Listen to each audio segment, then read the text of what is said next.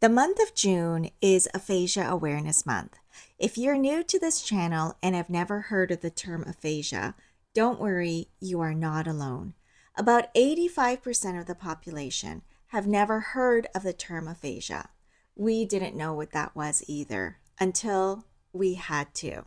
Welcome back to this channel where we talk about stroke recovery, life after stroke, and living with invisible disabilities.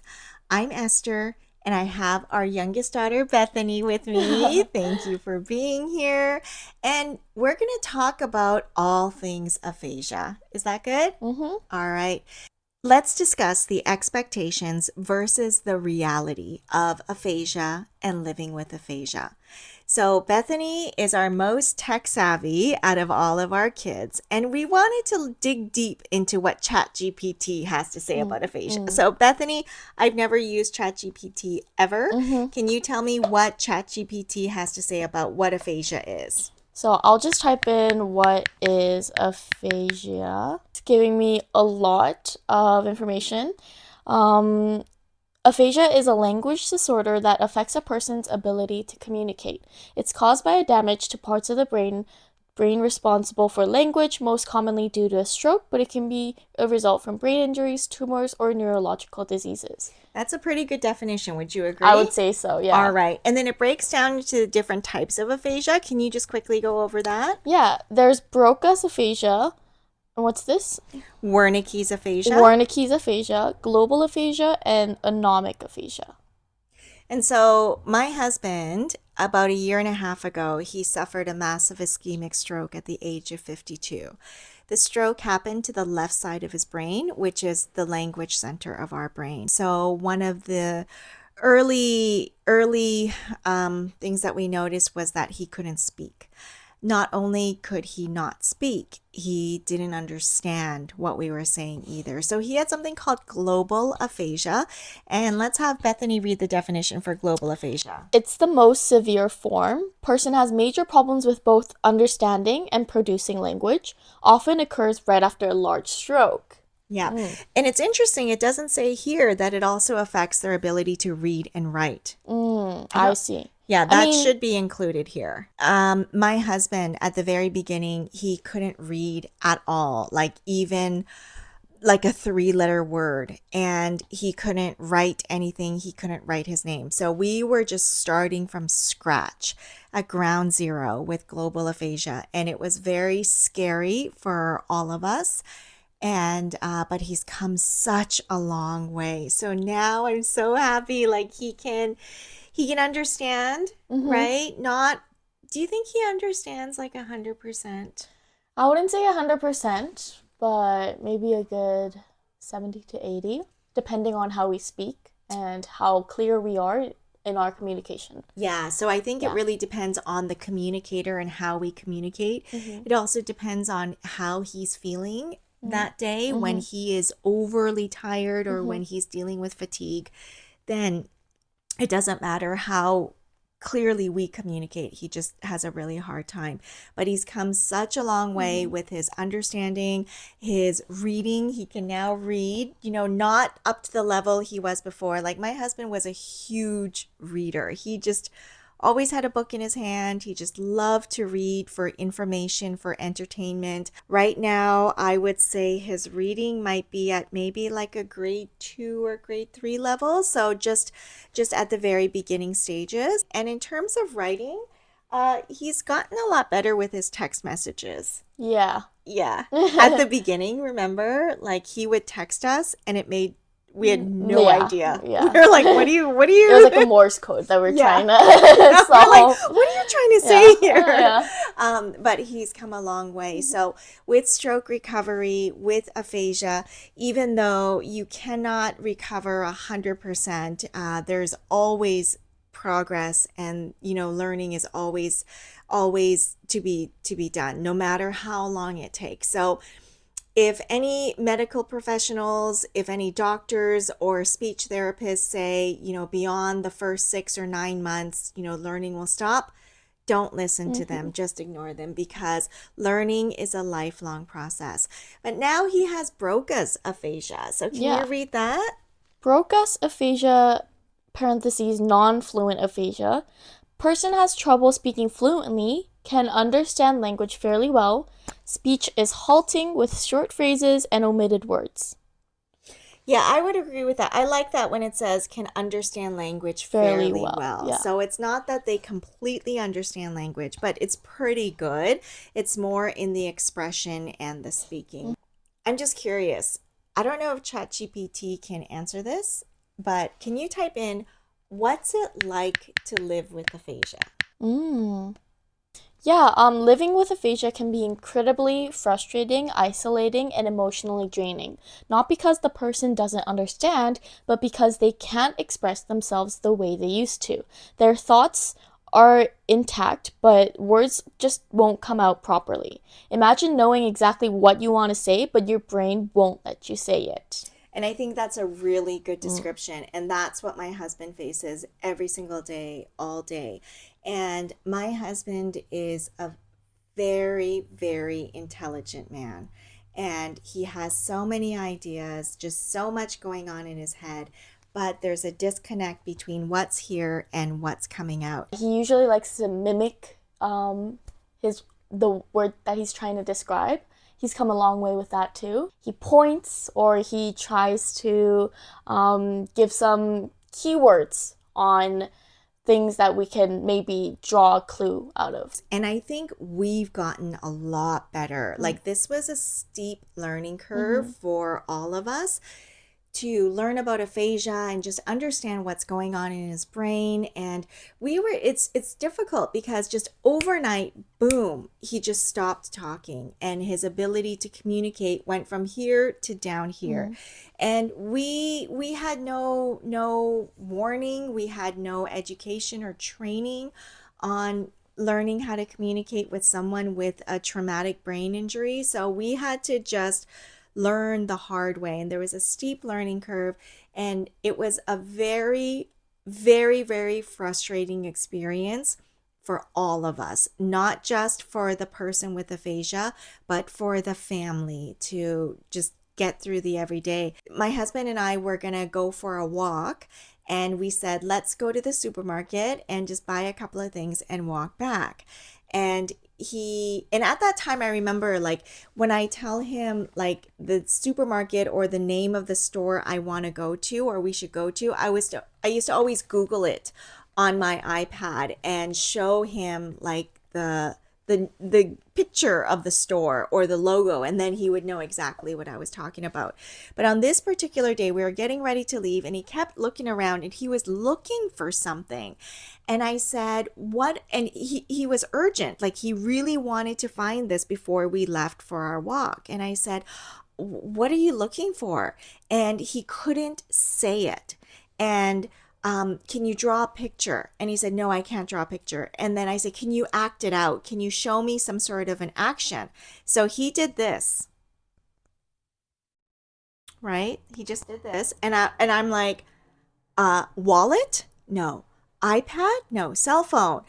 Purse? No. Computer? Like, I was naming anything and everything that had a small rectangular shape that he would need for our walk or our visit to the supermarket. And he just kept doing this. And every time I guessed a word, he would say, no, no, no. What he was indicating was a backpack. So he wanted to find the backpack so that we can buy some groceries, put it in our backpack, and then we can carry it home. So that was baffling to me that for him to do an action for a backpack, he just did like a little square or a rectangle. So it was not just in his expression in terms of finding the words, but it was also demonstrating or acting out the words. That was greatly impaired as well. Is there anything here that you want to share? There's some quotes Yeah. that here's what life with aphasia might feel like. I know what I want to say, but I can't find the words. People think I'm less intelligent. Yeah. I feel isolated. I've lost a part of my identity.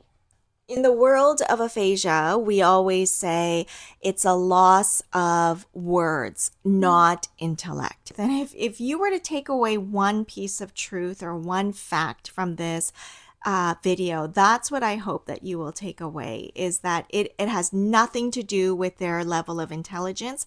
There is a disconnect between the brain and just being able to communicate it. They cannot find the words, but all of their thoughts and their ideas and everything is still there. It just won't come out. So I can just imagine what a frustrating, incredibly frustrating, lonely, isolating experience that would be. Yeah. Do you have anything to add to that? I like the quote that says I've lost a part of my identity because it's a loss of expression, and as a person that has so much expressions and like to be very dramatic in a lot of senses, I feel like if I had aphasia, that would really like stick to me, that statement, because um yeah, I feel like expressing myself through words is such a big part of my identity that I would definitely feel that way, that I've lost a part of my identity. I agree. I think out of everyone in our family, you and I are the most verbal, right? We're the most Most chatty. expressive, the most chatty. I think the most dramatic as well Yes, too, yeah. right? So I think we're very similar in that sense. But can you imagine if all of a sudden overnight we weren't able to talk? Oh, the house would be very The quiet. house would be very Yeah, first of quiet. all, yeah, the house would be very quiet, and yeah, I think I would feel I feel so stuck. Yeah, Yeah. that's a good word, Yeah. stuck. Yeah. Um, I wonder how dad feels. I know, right? We should have him. Yeah. We should, But yeah. I yeah. don't know if he would have the words to describe it, but we should have him next time and just try to draw out the words, how he Yeah. feels about having aphasia. Another question I want to ask All right. ChatGPT. Yeah. This is actually kind of fun. You know, I've never used Oh, ChatGPT I in use my life. ChatGPT on the daily. Yeah, I Yeah. am like On the daily. growing up, we never had this, Yeah. and so I never thought I needed it. So I don't use it ever, but I thought this would be really cool to just look at, what information is being sent out to the world about aphasia, what the expectation is, and what the reality is. So I'm wondering, can we ask Chat, what's it like to live with someone with aphasia? Is that Mm. too specific? Well, Okay, there's only we'll one way see. to find All out. right, we'll What is see. it like to live? Ooh, something's coming out. All right, go for it. The Everything floor will is come out. ChatGPT. All right. All right, living with someone who has aphasia can be a deeply emotional experience, filled with moments of patience, frustration, learning, and sometimes grief. It often reshapes how you communicate and connect with that person, especially if you were once used to flowing conversation, inside jokes, or deep talk. That was really Yeah. good. I'm very impressed with ChatGPT. Yeah. Yeah, I think this just kind of nailed it. Can we just go back and just kind of break it up? Living with someone with aphasia can be deeply Deeply emotional emotional. experience filled with moments of patience, frustration, learnings, and sometimes grief.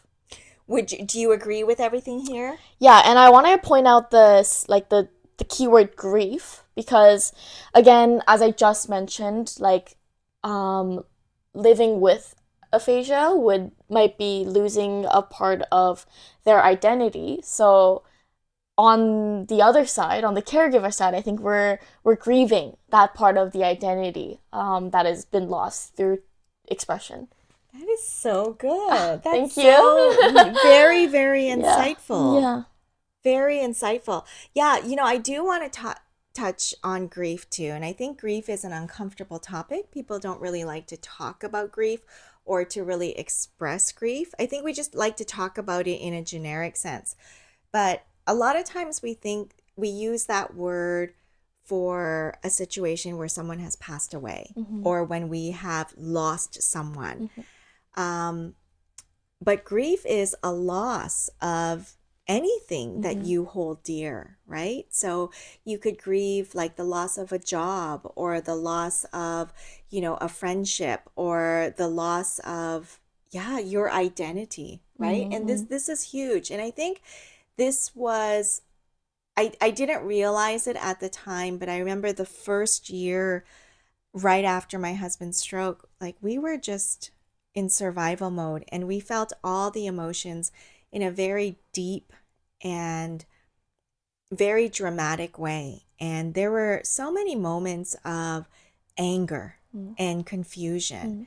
But now I can look back and I realize that was my grief, and I was grieving, and it's hard to explain because I think people might think, but your husband survived. He's still here. What do you mean you're grieving?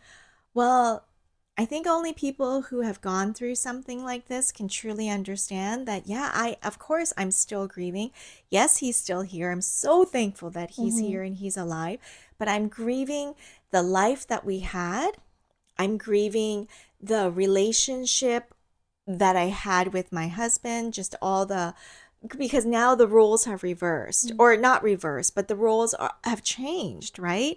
In addition to his wife, I am also his caregiver. And so I feel like I have to make so many decisions on my own, and I have to speak for my husband. And that's tough for both of us. But just grieving our future, what I thought our future would look like as we start getting ready for the third act, our retirement years, and grieving the conversations that used to be so easy. Now it takes so much work and so much intentionality and so much effort. So I think I'm grieving just the deep conversations, the silly conversations, the inside jokes. I think it talked about inside jokes. I think I'm just grieving all of that. Yeah, What do I you would think? agree with that too. And I think for me it's the grief of conversation, the flow of conversation that we had. I think it was way easier. And I think we were able to go way deeper into our conversation, but yeah. Should we continue dissecting the Yeah, moments of patience, frustration, learning. I think learning was a big thing for all of us this year. Um, and I really like that, the grief. Yeah. It often reshapes how you communicate. Do you want to talk about that? Yeah, I definitely. I feel like every one of our family member has experienced this. The way we communicate is very different. We wouldn't, especially when we're talking to dad, I wouldn't talk this fast. I would be more intentional with my choices of words. I would be more intentional with the speed, and I would just be more intentional in general. In our family, usually family dinners take well over an hour. Yeah. Yeah, and this is not even a special occasion Just or a just a plain Wednesday night family dinner. yeah, Yeah. if all five of us are together, usually our dinners take well over an hour just because there's so much conversation. Like the eating part takes only about 10 minutes, Yeah. and then it's the conversations. And we just tend to jump from topic to topic to topic, and then usually, we're all talking at the same time. But I remember when early on my husband was in the hospital. He was in the inpatient rehab, and you remember the four of us were talking about how we need to prepare for dad coming home. Yeah. Yeah. And then we also talked about this, that when we have our dinner conversations, we have to be very mindful. And how about, one person take turns talking at a time? Yeah. Let's slow down Yeah. our pace, Yeah. our speech. Let's simplify our speech. And then we also said, let's not jump from topic to topic to topic. Let's just stay on one topic and then all agree to move on to another topic. And I know it sounds very, I don't know what that sounds like, Like unnatural. silly. Yeah. Yeah, Yeah, it was unnatural. silly, unnatural. Like, is that really necessary? Yeah. But we didn't know what to expect. So these are some of the conversations that we had, just the four of us, before, in just preparation for my husband coming home from the hospital. And just one example that I can think of is I like to multitask. So on any given day, I'll be like, washing the dishes and cooking something on the stove and then talking to my husband at the same time while listening to music. So many things are going on. But when he came home, I couldn't do that. If I needed to speak to him, music was off, all background noise was off. I had to stop what I'm doing and I had to go to him, look at him, and making sure that there's no other background noise and speak very clearly and intentionally about what I needed to say. And so that was really hard for me, and that was exhausting because with my personality, I'm just like, okay, go, right? Say what I need to say, and then I've got 10 other things I need to do. So it just forced me to slow down, to slow everything down.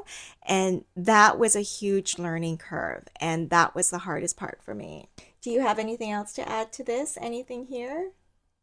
Mm, What about inside jokes? yeah, we used to have quite a bit of inside jokes, but I feel like we now have more insight, or like we have updated our inside joke direct what is that, Directory? directory? Yeah. directory라고 하나? 그 책 있잖아요. Book? Of like, this is what it's like This to is what live like 뭐지? 그 단어책. a dictionary? Dictionary. We have more inside jokes in our family dictionary.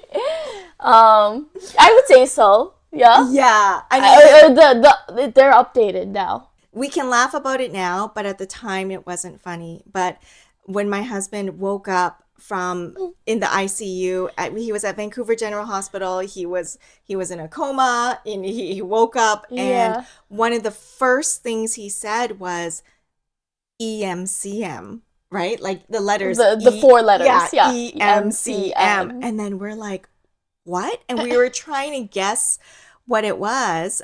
We still have no idea, but he would say it in so many different situations. Like Like take it away. if he wants like the blind closed, he'd be like, EMCM. And then Jennifer used to be like, what? What? Like, do you want me to call the nurse? EMCM. Like, meaning no, like negative. And then if she's like, oh, is it the blinds that you want me to close? EMCM. You know? Very. So he would say EMCM for Everything and anything. Yeah, and then I saw this one time. Jennifer's our oldest daughter. She came in and to the room, and she stood beside Dad, and my husband just held out his hand and looked at her very seriously and said, EMCM. And then it was baffling and heartbreaking and just so confusing, and it was like, is this our lives now? Like he just speaks nonsense Yeah. and we have to guess what he's saying. Is this what the rest of our lives is gonna look like? Thankfully he doesn't say EMCM anymore. He says words. He says real words. Yeah. Like he'll say, close the blinds or like something the like window. the window. Yeah. He'll say those words, or he can act it out a lot better. But now this is like a household meme. Yeah. EMCM? Yeah. It's such a classic. It will Yeah. always be our inside joke. Yeah. Also names. Names for some reason is extremely even now, like today, how many times did he say the wrong name? Like we've got 3 kids. But on any given day, whenever he's thinking about Bethany, he wants to say Bethany, but he'll say Justin. And this has been going on since day 1, and it's still an issue. I don't know why this is so hard. So names, numbers, I would say are the hardest things that he's still dealing with right now. Yeah. Yeah. But he's very clear with our names when he's trying to scold us. Yeah, when Justin, make the bed, Bethany, do the dishes.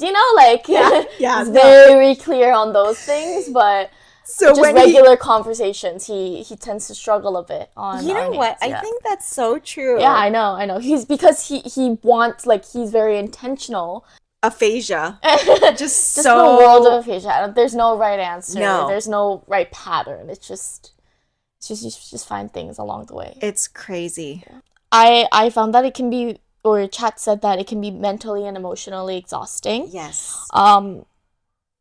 under it says communication is constant in daily life, ordering groceries, talking to doctors, making plans. When one person has aphasia, these ordinary tasks take longer and may require extra planning or emotional regulation. You might feel frustrated and then guilty for feeling that way, helpless when they're struggling to say something, protective in public settings where people may misunderstand them. That one, the third one, protective in Mm-hmm. public spaces or just being protective, I think that's me. I think I have Mm-hmm. become that Mm-hmm. um that mama bear, so to Mm. speak. Mm. We talk about, a mother becoming a mama bear when it comes to, her children. Mm-hmm. But when it came to my husband and his aphasia, I was on high alert Mm. at all times. And especially when we're out, like even things like grocery shopping, I always want to make sure that he's right beside me or that I don't lose him. And I'm always afraid, like, what if someone, asks him something and he's not able to answer? Mm. That's just always in the back of my head. And I remember at the beginning, the only thing that he would do by himself was to go for walks by himself. But whenever he had to go out, like I would always drive him for his doctor's appointments, his therapy appointments, and then later he would take the Handy Dart, which is an assistant transportation system for people with disabilities. And with that, like they understand, they know what my husband's, condition is. But then sometime in the summertime, the Handy Dart here in BC, they went on strike. So the only way he could get around was to take the regular public transportation, which he is fully capable of doing because his sense of direction Mm. is It's impeccable. better than any one of us in our family. Yeah, it puts us to shame, Yeah, I really. He know. really is so good with his sense of direction. So I knew that he would be okay in terms of that, but it was just more like, what if he's stuck? What if he needs something? What if, for example, what if he needs help? What if he needs to use the washroom and he doesn't know where the washroom is? Just little things like that. That was just always, a stressor. It was just always a worry. I do have that fierce sense of protection. Mm. I still have that Yeah. right now. If mom has like the sense of protectiveness, I think the point that I connect to with the most is like frustrated. I connect with that, but in parentheses it says, and then guilty for feeling that way. These days I've been off off school, so I'm on my break. So we've been going around a lot, me and my dad, walking along a lot of trails, looking at a lot of nature, going everywhere in Metro Vancouver. So there's a lot of time for communication for him and I, and so yeah, I think more of that. I feel quite frustrated in a lot of sense, but I feel guilty for feeling that way. And it's not just feeling that way, but I'm a very expressive person, as I mentioned earlier. So I do express my frustration quite a bit. So yeah, I definitely do agree with frustrated and then guilty for feeling that way. I'm so glad that you brought that up, right? Because we talked about this a lot, Yeah. and it is so hard, Mm-hmm. so incredibly hard. And I think just generally, you and I are not the most patient Oh people, no. right? I No, mean, God no. yeah, it's just not. We're the last people. Yeah, I think we would identify as more impatient. Uh-huh. And so we do lose our patience, Yeah. right? Because it is so incredibly hard to communicate even the smallest thing. Um, and then, we show our frustration. Like we don't bottle our emotions inside, No. like we show it. That's a big no And too, yeah. then the thing about dad is he never gets mad. I know. Ah. He doesn't get mad. He doesn't get mad. Yeah. Sometimes he'll apologize, Yeah. which makes us feel even I worse know. because it's not his It really fault. isn't. He's not doing this on Yeah. purpose. And of course, if anyone, he wants to communicate Yeah, of course. well Yeah. more than we Yeah. want him to communicate well. So, he'll just either, immediately apologize or he'll just look sad and then it makes us feel Yeah, like and look feel sad like and this. go quiet. Yeah. Yeah, he'll just be quiet Yeah. and then he'll just look down. Yeah. And then we feel like this. We feel so Yeah, I know, tiny. I We know. feel so bad. So I think it's the guilt that Mm-hmm. we're dealing with too. So it's just the frustration, it's the exhaustion, but it's all encompassed under the guilt. Yeah, I would say so. Yeah, so I think Definitely. that's something that we're really Definitely. dealing with. Is Definitely. there anything else that you wanted to Um, touch on? yeah, but I like Chat also mentioned that there are beautiful moments too. I love ChatGPT. This is Me truly like too. who this is so good. I think so Really too. good. Yeah. When they finally get the word out, then you both celebrate that victory. When you figure out a new way to connect through music, drawing, touch, or shared routines. When you see how hard they're trying and how deeply they still care. These moments remind you they're still the same person, just communicating differently. Wow. I know that hits, right? That So really hits. So yeah, I really like the third point when you see how hard they're trying and how deeply they still care, because at the end of the day they're the ones who want to communicate. The point that I connect to the most is the third point, that when they're it says when you see how hard they're trying and how deeply they still care. The more they're trying, they really want to communicate with us, and just the fact that he's not giving up, and yeah, he still continues to fight his way. I think that's the greatest gift Mm. that my husband as a father has given us, Mm-hmm. and especially to the kids, to set an example of what strength is, what resilience Mm. is, what it means to not give up. So when life knocks you down, he doesn't give up. He just keeps getting up Mm-hmm. again and again and again. And I've always known that about my husband. He is one of the most incredibly disciplined people that I know. And I've always known that about him, but you really get to know a person, their true colors, when life knocks you down. When they're in their lowest. Yeah, at their lowest point. And, we've been married for 25 years, so we've had really high moments and we've had really low moments too. Like life is tough. And I think out of the 25 years, this was the toughest situation and the toughest season of our lives. But when I see him just work so hard and just try so hard and not give up, it truly is so inspiring. So yeah, I really like that one. But what I really wanted to touch on, aphasia is the inability to communicate.